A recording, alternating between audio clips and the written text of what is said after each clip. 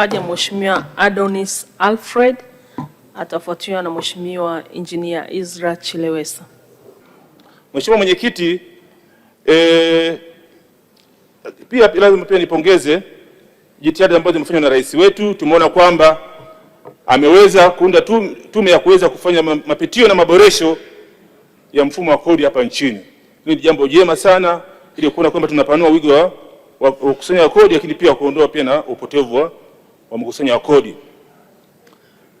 Mheshimiwa Mwenyekiti, naomba sasa nijikite katika ofisi ya Waziri Mkuu, hasa sera, bunge na uratibu. Kwa vile mimi hapa ni mjumbe wa kamati ya afya na masuala ya ukimwi, nitachangia eneo hili zaidi pamoja na upande wa TAMISEMI. Mheshimiwa Mwenyekiti, ofisi ya Waziri Mkuu, sera, bunge, uratibu na watu wenye ulemavu inasimamia tume ya kudhibiti ukimwi.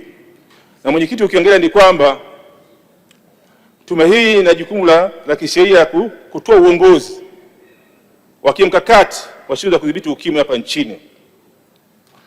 Mheshimiwa Mwenyekiti, tumeona kwamba kupitia jitihada za serikali, tumeona kwamba jitihada kubwa zimefanyika na zimesababisha mpaka kupungua kwa maambukizi ya virusi vya ukimwi kwa kiasi kikubwa. Lakini pia kupitia jitihada za serikali, dawa za kufubaza virusi vya ukimwi zimekuwa zikipatikana bure na kwa wahitaji wote. Mwenyekiti, hizi ni juhudi kubwa sana. Lakini pia serikali imeenda mbele zaidi, ni kwamba ili kuziba pengo ambalo linaweza kujitokeza kutokana na kujitoa kwa washirika wa kimaendeleo, imeanzisha mfuko maalum kupitia sheria ya fedha namba 11 ya mwaka 2025, mfuko ambao wa udhamini wa kudhibiti ukimwi ATF, ili kuona kwamba fedha za mwitikio dhidi ya ukimwi zinapatikana kwa hakika na zinakuwa endelevu.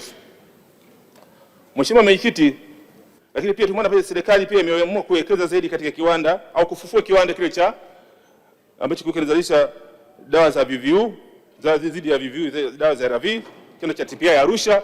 Hii ni jitihada kubwa sana kwa serikali ili kuona kwamba tunaongeza upatikanaji wa dawa hizo nchini na pia kuzalisha ajira na kupunguza gharama za kuagiza dawa kutoka nje ya nchi. Mheshimiwa Mwenyekiti, ni jambo kubwa sana.